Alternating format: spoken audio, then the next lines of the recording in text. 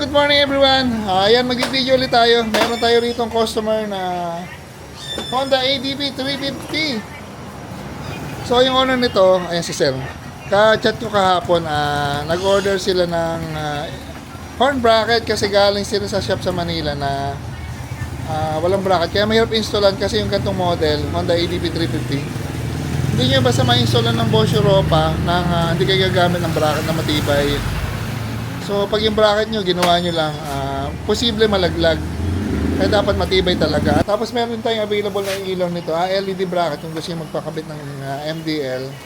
Yung MDL bracket natin, sukat siya sa isang set ng ilaw, saka sa dalawang set. So, pwede yung naka-external lang o yung nakatago. Ito yung kakabit natin busina. Bosch Europa, dalawa yan. Tapos nag-bracket tayo, ayun o. Yung mga bracket na ginagamit natin, makakapal yan na flat bar. Stainless na 304, tapos naka-powder coat pa. Ayan, no? Sir. Good morning, sir. Morning. Ano po ba name ni sir? Angelo. Sir Angelo, taga sa po sa Tondo po ba? Balot. Taga Balot Tondo. Taga Balot Tondo. Saan po nalaman shop namin, sir? Angelo kay Parang Clothing. Shoutout kay sir Parang. Sa taga Balot din yun. Medyo alam pala nila na may bracket tayo, sir, no? Ba't sir dito na pinagawa, sir? Pagka sir dito magkapa-install ng busina, sir? Eh kasi mas dito, mas kabisado na talagang ano. Ayun. Kasi pinanood ko yung YouTube, halos karaming ganito yung ano. Ay, nakita mo yung YouTube channel ka, sir? Oo, pinanood ko talaga bago ano. Kaya sabi ko, dito na lang muna ako. Masigurado na ako dito talaga. Kabisado na eh. Mahal yung motor mo, sir, eh. Kailangan medyo kaya anong pagawa sa basta hindi alam. Baka may shoutout ka, sir? Shoutout nga pala sa mga taga ano, Neo Tubice. Saan? Neo Tubice. Mga Tubice yung mga ano ko eh. Mga bata ko nun. Ayun. Eh, gi-deliver ngayon. Ano nga yun, sir? Ano nga po yung i-deliver niya? Yellow, Tubice. Tubice. Tube Ice! Tubice Kayo po, ako, kayo? oo. Ibig sabihin, meron kayong, hindi kayo gumagawa o may Hindi, pagawa? meron kaming ano, kinukuhanan, Mr. Freeze. Dinideliveran lang kami ng planta, truck. Ito ba, sir? Katas ba ito, sir, ng Tube Ice? Hindi naman. Katas siya ng ano, ng yellow, Tubice. Yung natunaw na yellow. Ito, sipag lang ang katapat pala, sir. Magkakaroon ka ng Honda ADV 350, sir. Oo, eh. Eh ngayon, malakas ang Tubice ngayon, kaya ano. Ay, summer, sir, no? Oo, mainit. Ayun. O, ayan, may idea na kayo. Katas ng Tube Ice. Hindi, katas to ng sipag, sir. Sipag yan. Kasi kahit anong item ibenta mo, kung masipag ka talaga, saka dedicated ka sa trabaho mo, may mapapala ka, sir, na, sir. Si ma'am. Ano name ni ma'am? Linis po. Buti kasama ka na, sir. Laging kasama. Siguro mahilig kayo mag-ride. Opo. Kasi, ano bang grupo niyo po yan? NCRP, no? NCRP. Dati pang NCRP to, NMAX Charity Rider. Sir, thank you po, sir, ha. Okay. Ayan. Okay dito. Hi, thank you, sir, ha. Kung sakaling ano, gusto magpagawa ng mga ano, bracket. Ito, quality. Pakita mo, sir, yan kung magkakat kami. Dito kasi, sir, no cutting, no splicing, no electrical tape.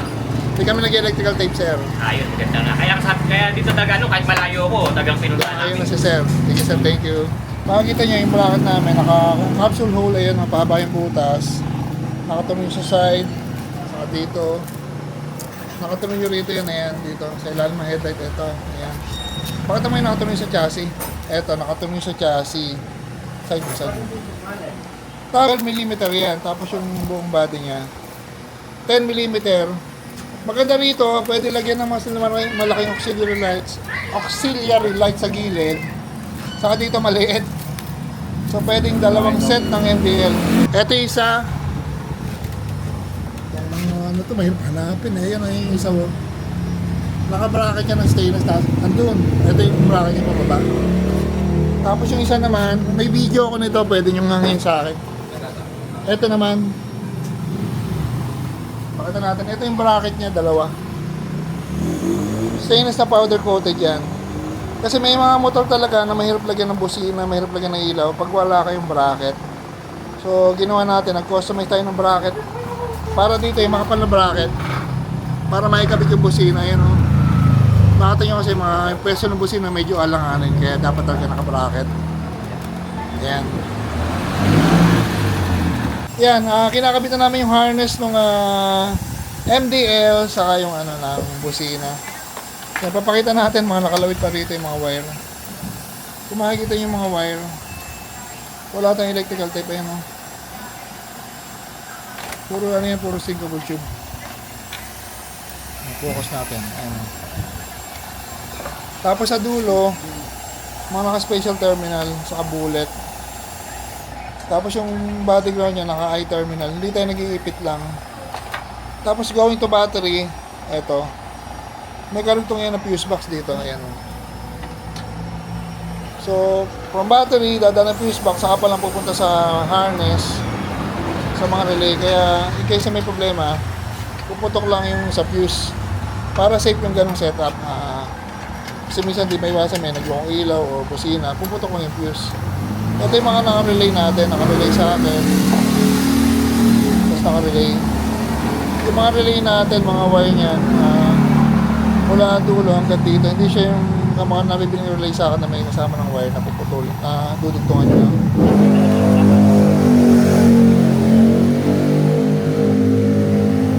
Yung kang konti pat. Ay, ganyan na lang. Tapos ito na yung ano natin, yung mount ng ilaw ng bracket na Nelson LED. Papakita natin na pwede rin siya sa apat. Yan, ito na yung ano, yung ilaw ni sir nakakabit na. Tibay niyan kasi nga ano, nakatunog sa chassis. Dual arm to, dalawa yung arm. Ito, dalawa yan yun, oh. Tapos capsule hole. Tapos dito, ito yung part na to, nakakapal lang eh. Meron siyang metal na dalawang flat bar. Pwede kayo maglagay ng ilaw rito. Kaya niyan maski yung ganito kalaki o yung version 5 na MDL. Kasya rito. Mga X6. Kasya rin. Ito ba? Turo mo. Ayun o. Yan. Dalawa yan sa isa. Yan. Kaya yung bracket namin, good for 1 to 2 set of auxiliary light. For the price of 1 lang. Hindi na magdodoble ng bayad. Ayan, naka-metal clip, tapos naka-stainless na Allen bolt. Papaganahin natin dito yung stock horn, saka yung bagong horn. Tapos yung MDL ni sir, magkakaroon din ng passing. Kung ano may passing? Magkakaroon din ng passing switch. So, yan. Dahil kamukha nito, bago to, wala itong magiging cutting, kaya under warranty pa rin. Ito na, natapos na namin yung Honda ADB na 350. Ito yung kino-customize natin ng mga switch bracket. Ito. Pag walang bracket kasi, dito lang malalagay yan. Medyo malayo. Or dito, lalagay na patayo. So, kaya nag-bracket tayo. Ayan o. Kinabit dito, pumunta rito, tapos ganyan. Sinama na rin natin yung passing. So, mayroon siyang passing switch na malapit sa thumb. Para madali siyang pindutin. Ito okay na, medyo nakaano kasi once naman pinipindot to, selector lang to ng busina. Tapos yung bracket na LED bracket, ito. Ayun o. Stainless siya na powder coated, dual arm. Tapos yung pinakita ko ngayon na pwede pa dalawang ilaw rito sa ilalim. Yan, demo na ni Pat. Pakademo nga, Pat.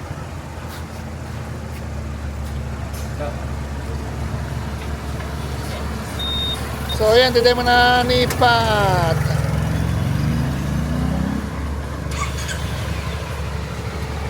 Busina pogi.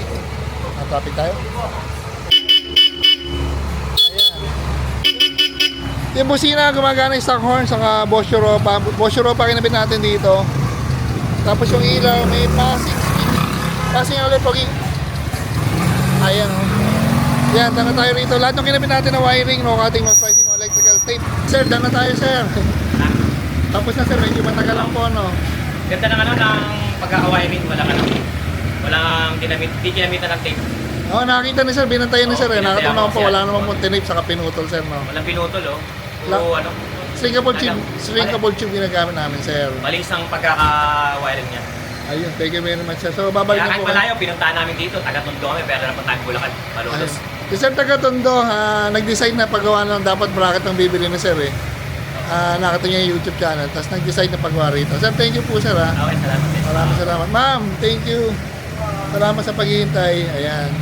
Mga taga-Ugbo, Tondo. Tondo. Ayan, dala tayo. Thank you.